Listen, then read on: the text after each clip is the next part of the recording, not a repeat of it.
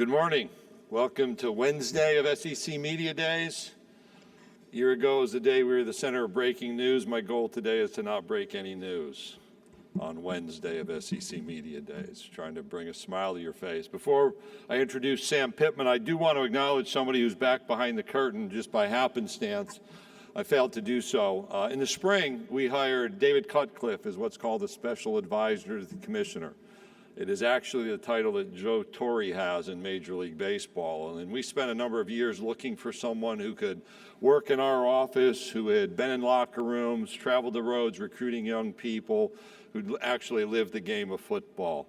And we're really happy to bring David on board, obviously change in his direction after the fall season of 2021 created an opportunity for the Southeastern Conference and to bring him back home, if you will. And I know he's been busy visiting with folks, but I wanted to identify him, recognize David, thank him for his work already, and offer him as a point of conversation for each of you. That said, we're here for me to introduce Sam Pittman, who's entering his third year as head coach of the Arkansas Razorbacks. Last year, the Razorbacks won 9 games.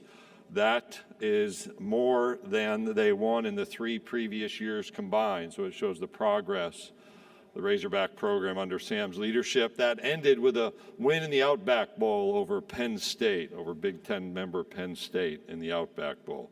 Arkansas finished the season ranked 21st in the AP poll, 20 in the USA Today Coaches Bowl. The first time since 2011 they ended the season ranked in one of those polls.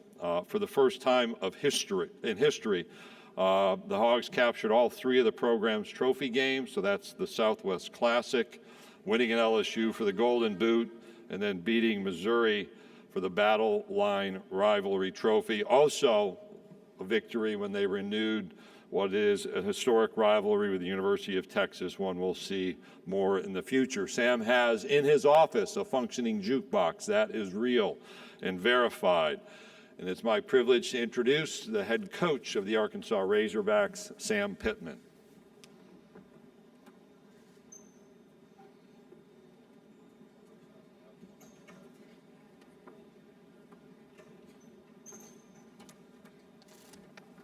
Good morning, everybody. So glad to be here. Glad to be among you all this morning. I want to thank Greg Sankey, certainly the best commissioner in football, without a doubt, most knowledgeable. Also want to thank William King. William King has done a lot for me through the SEC office, and certainly appreciate him. Hunter Yurachek, you know, I want to say a little bit about Hunter in that he's a wonderful boss, and I say it that way, but he makes you feel like you're working with him, not for him. I want to thank him for my contract. He went to work with Jimmy Sexton and with the board of directors. It wasn't easy. It took a while. But Hunter kept working, and I felt like he worked for me, for the university to make it fair. In that contract, the SEC non-compete clause, I wanted that. I wanted to sell stability in our program, and I wanted to show the state of Arkansas my loyalty to them. And so with that non-compete, I'm going to be able to coach throughout my career, hopefully as long as we win, obviously.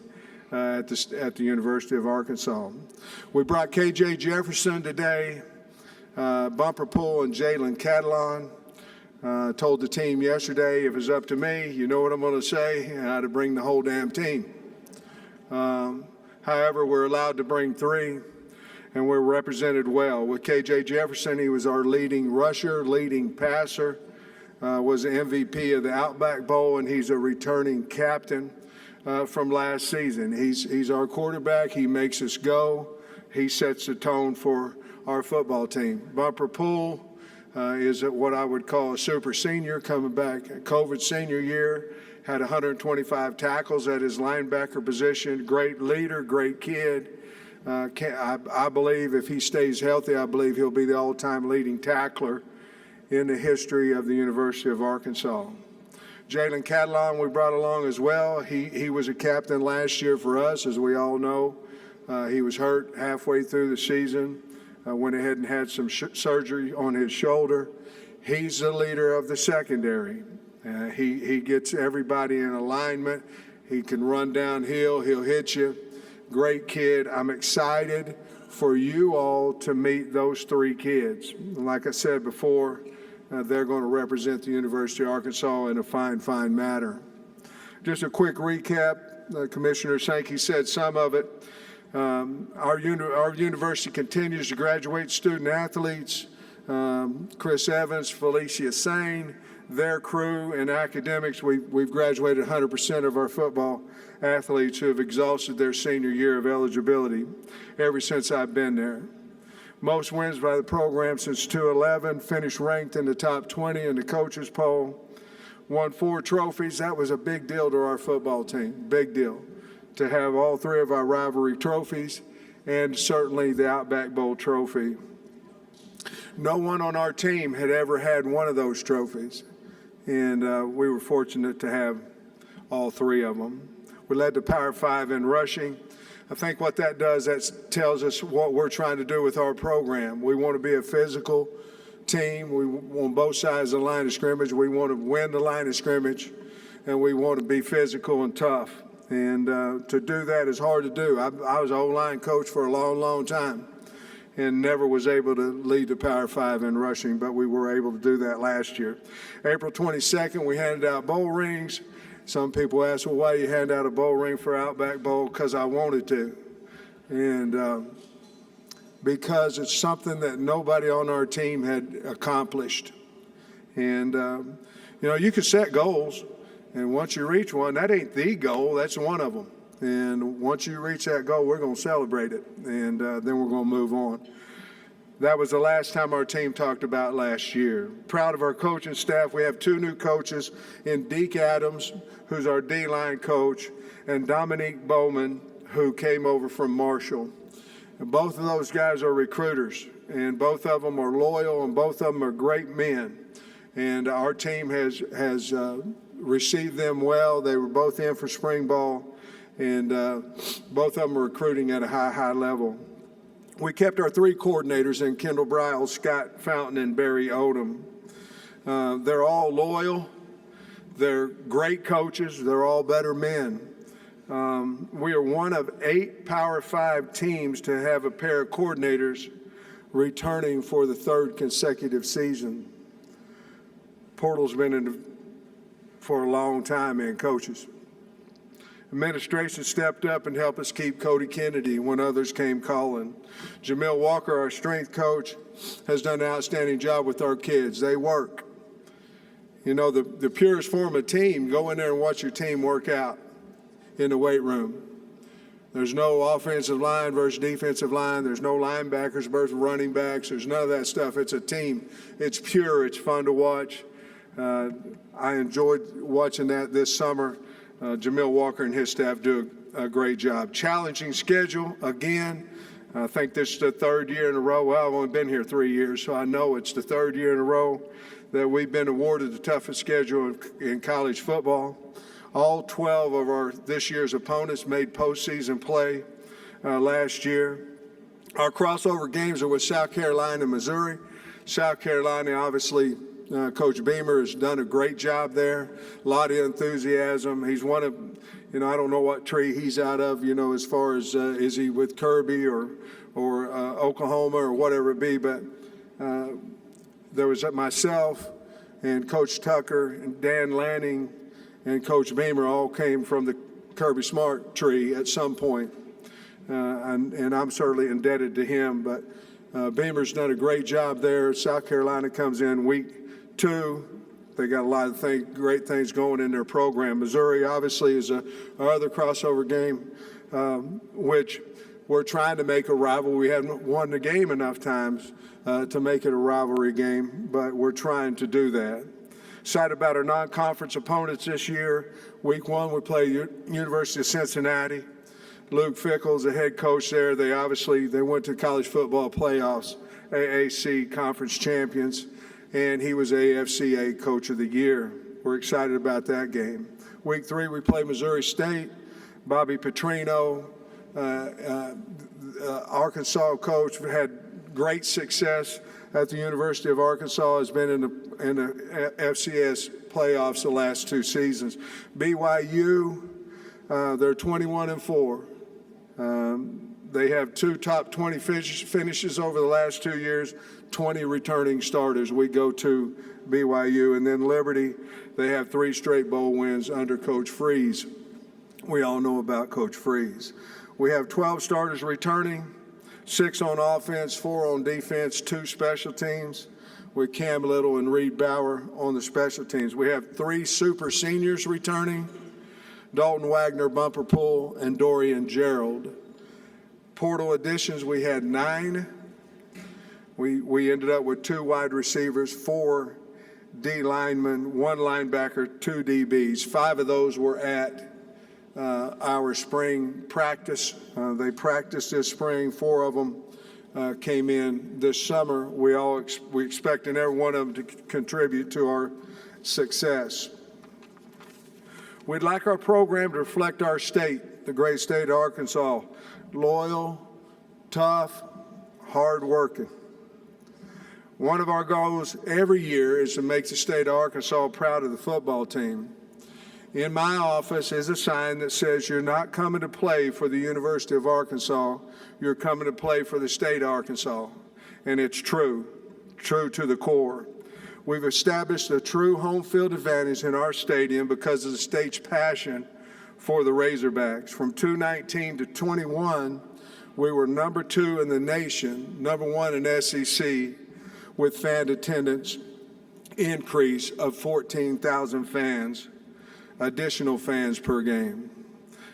Jamie and I are honored to represent the University of Arkansas, honored to be the head coach at Arkansas. I want to thank all the media for your work and helping us tell our story. With that, I'll take questions. Thank you, Coach. If you have a question, raise your hand. We have Allie, Lexi, and Blake. We'll get a microphone to you. Please stand if you can and give your name and affiliation. So we're going to start right here in the center aisle, right in the near aisle. Good morning, Coach. Morning. You're in a unique situation knowing you were a former head coach, high school level, junior college level, and now at Arkansas. How has that helped you now in this, this landscape that we see now, not only the normal recruiting process, but also the transfer portal as well? Yeah, I remember being the head coach at Hutchinson Junior College, and they said you had to have 120, 140 kids on your team. And I went out west of Kansas and recruited. So, at a junior college, you're going to recruit 85, 90 kids every year. And it's kind of crazy. So, yeah, I've been raised up with a lot of people, and that's basically what the portal is doing now. With us, we signed 22 and 9, so we signed 31 scholarships, which is unheard of 2 years ago, if you know what I'm saying. So it's been change happens, and it just depends on if you're willing to deal with the change or are you going to fight the change. And for us, we're willing to do whatever we can to make our football team the best. Coach, we're going to go right over here on our left side, second row. Matt Stahl, Columbia Tribune. What do you think of the job Barry Odom has done there the last few years, and how different do you expect the defense to look this year? Well, we lost a lot of players off our defense. We felt like we did a nice job of getting some portal guys to help us, and obviously we're advancing the guys we had on our team. Barry Odom's a key part of the University of Arkansas' success, along with Kendall Bry, along with all our coaches. But he's a very, very key part, and especially because he helps me, and he still helps me. I'm a work in progress, and he helps me with head coaching responsibilities. I bounce everything off of him still to this day.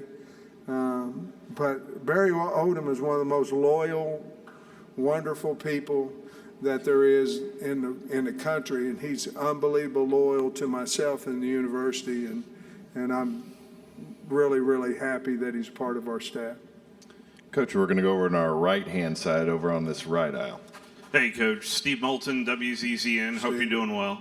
Wide receiver position in particular, if you could evaluate that for me, Coach, and also the role that Malik Hornsby could play on this team. Yeah, well, I think, obviously the unsaid thing there was Burks, losing Traylon Burks. And I don't know you replace a guy one for one. I don't think you can, there. So we're going to have to do it by committee. I like a couple of the guys we've gotten in the portal, and Matt Landers and Jaden Hazelwood. But I think Keytron Jackson's going to have his best year. I think he's ready to go. Warren Thompson's ready to go. Bryce Stevens has improved. I like who we signed out of the freshman class. It's still yet to be determined whether they can, help us or not. Isaiah Sertana, Sam Bakke, and Quincy McAdoo. They've all had good off-season, or one had off-season in summer. But we're going to have to do it by committee. I'll say this. We look like a wide receiver group. We run like a wide receiver group. KJ's going to have to get comfortable with where these guys are going to be, and he has to get comfortable with their speed and the way they run their routes and all those things. But I think we're going to have to replace Burks by committee. That was certainly probably the number one thing offensively that was concerning. Along with Malik, we have used him at wide receiver. He's fast.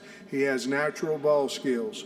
We need to get him on the field. If he doesn't beat KJ out in fall camp, he needs to be on the field. He's fast. He's up to 190 pounds now.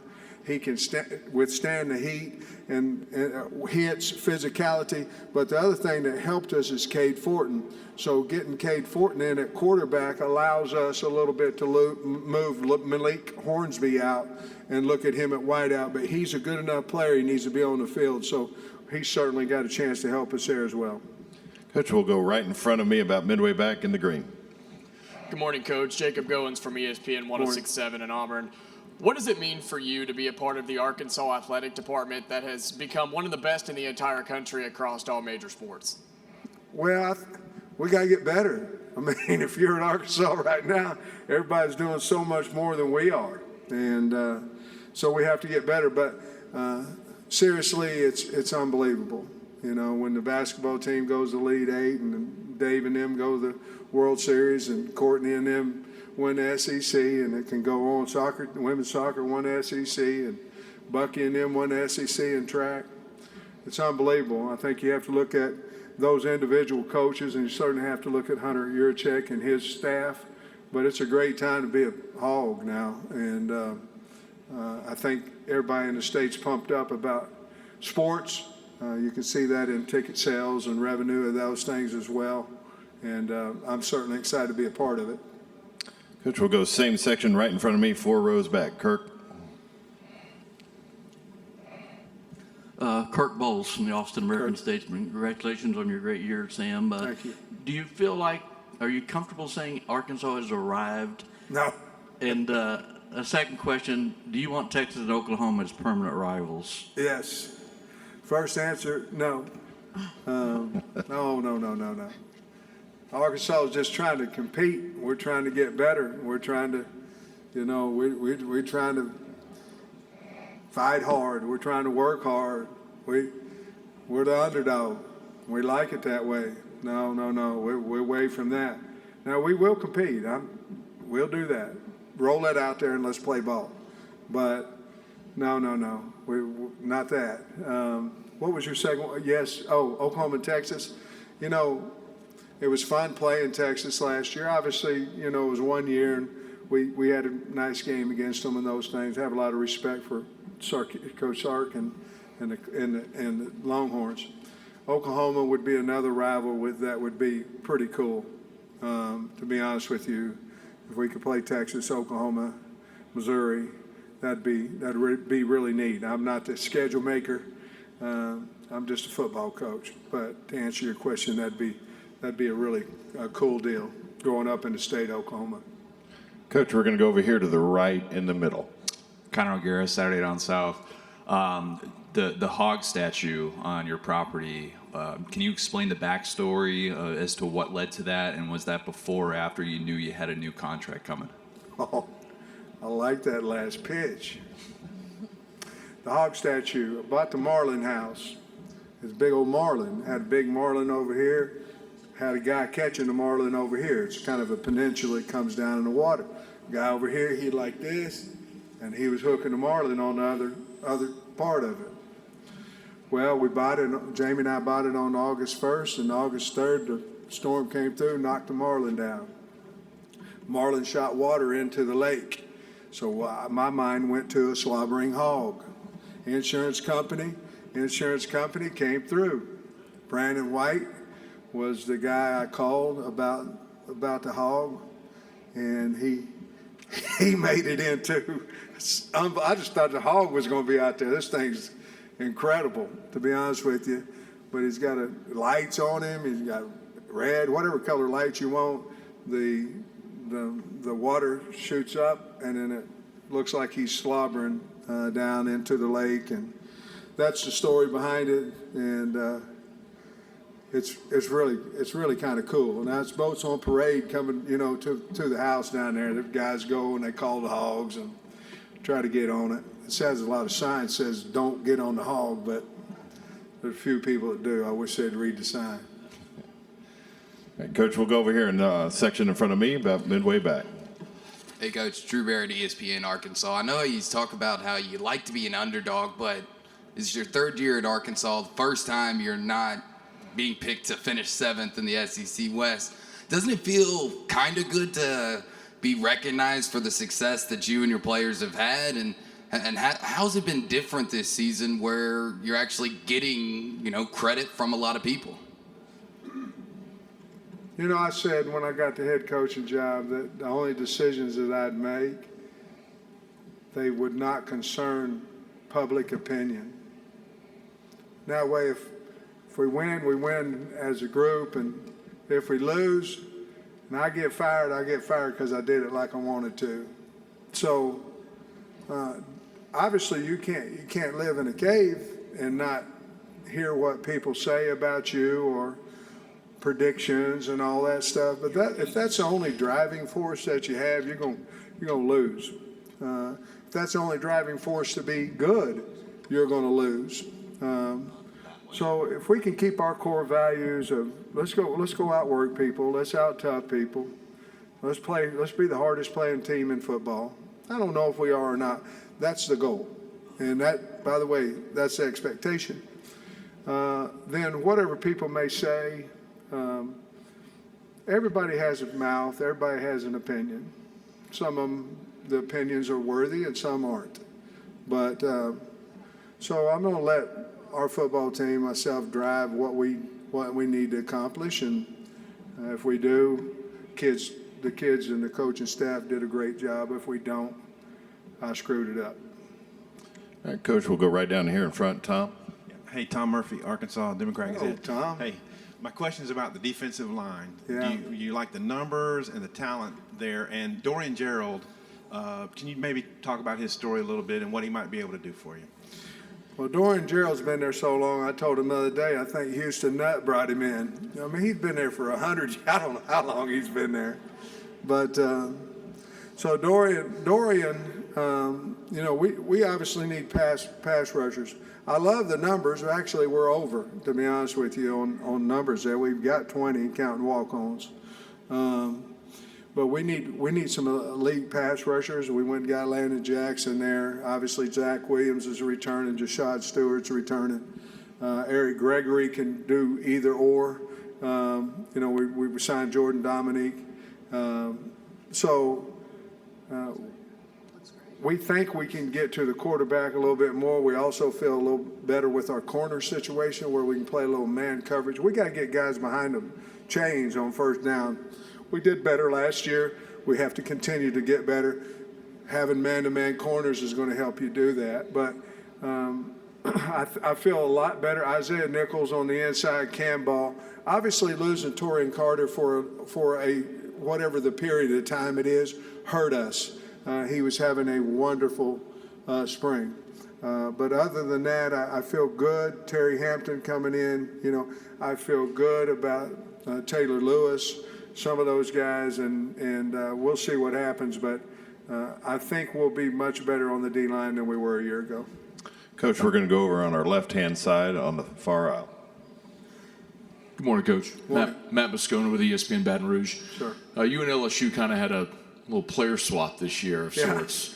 What are you expecting from Dwight McGlothern, Landon Jackson? What's LSU getting in Greg Brooks and Joe Fouché? Well, let's go what LSU's getting. Two fine kids. Ones that were never in trouble, and ones gave everything for the University of Arkansas. And we're very, very happy that they were on our football team. They'll work hard. They're good kids. They're good players. And certainly when you go in the same division, it's harder, certainly. But great kids, great parents, and Coach Kelly got two fine football players. For us, Dwight McGlothern is a guy we think can play man-to-man cover corner. More importantly, he thinks he can play man-to-man cover corner, and he can. He's long. I like him a lot. Landon Jackson came over with an injury. Wonderful person, wonderful kid. He's just now healthy. He can run now. He can run long. And so we felt like, not necessarily from LSU, but we felt like some of our issues were rushing the passer as a defensive end and a man-to-man cover corner situation. Not that we don't have them, but we needed more. We felt like we did well with those two guys in the portal. Okay, we have time for a couple more. We're going to start here on the center aisle, near aisle in front of me. Hey, Coach. Chris Marler, Saturday on South. You brought up the schedule. I don't know if you know this, but you're 16-6 against the spread. So I wanted to say thank you. How much? 16-6. Go Hogs. Love it. My question is, you brought up how difficult the schedule's been and you're not in control of it. You're the most likable coach in the conference, possibly the country. Who's doing this to you with the scheduling? And is there plans to kind of scale that back a little bit moving forward? Well, schedules are scheduled out so many years in advance, and nobody knew, maybe they did, I don't know. But Cincinnati, when they were scheduled, I know they weren't in the college football playoffs. And then BYU's always been really, really, they've been a good program, but they're at the top of their game. Not top. I think they played for a national championship a few years back, or not McMahon or who. I may be all messed up on that one, but being 21-4 and having 20 starters coming back, I laugh at home saying, they're trying to fire me, but I hope not. I like it there, and so. I think with the realignment, which thank you for not asking me that question. I think with the realignment, I think everything is trying to become fair. And right now, the West, if you're in the West, it's a beast. Now, I'm not saying the East isn't either now, but the West is sure enough. And you add that, and then you play another couple, 2 or 3 teams in your non-conference schedule that are go-getters. It's hard. It's hard to maintain. Last year we went 4-0, and then, somebody said, well, you're not going to be able to slip up on anybody. Well, we didn't slip up on Georgia last year either. I think they knew we was coming in there. And so I don't know. At one point, I'm hoping that it'll ease up a little bit, but right now it hasn't. Mitch, we'll take one final question over to our right on the edge. Ken. Good morning, Coach. Ken Capps from Football Writers of America. Okay. After the beating of Texas last year, what message do you have for the Oklahoma and Texas fans coming over to the SEC? And also, what are the most played songs on your jukebox in your office? We love you, Texas and Oklahoma. Can't wait for you to come over. We got a great place. I don't know what to tell them. OU, I was a kid, rooted for the Sooners when I was a young kid till I moved over to Eastern Oklahoma, where I became a Razorback fan. Storied football program. You know, we're having recruiting battles with them right now. Thank the Lord. And because before we couldn't get in the door, but we're having recruiting battles. We are having recruiting battles with Texas. I'm not telling you we're whipping them or anything like that. I'm telling you we're in the conversation. So it's so close, you know, and you have two storied programs there, but I would tell them that what they already know. It's a hell of a league, and it's about big people and fast people. You know, it's just not any different probably than the Big 12, but consistently each week you better have some depth. And those guys are great coaches over there at Texas, Oklahoma. They know that. And the most thing on my jukebox, the most played thing right now is a little Stevie Nicks. You know, I love her, and I don't know her. I don't mean that. You know, I hope Jamie didn't hear me say that. I mean, but I like her. You know, and I like Fleetwood Mac. But I'm listening to a 4-song rundown right now. If I can do 8 and then come back with the top 2, I can get my 2-mile walk-in. So that's what I'm doing right now. Coach, thank you for your time this morning. Go Hogs. Thank you very much.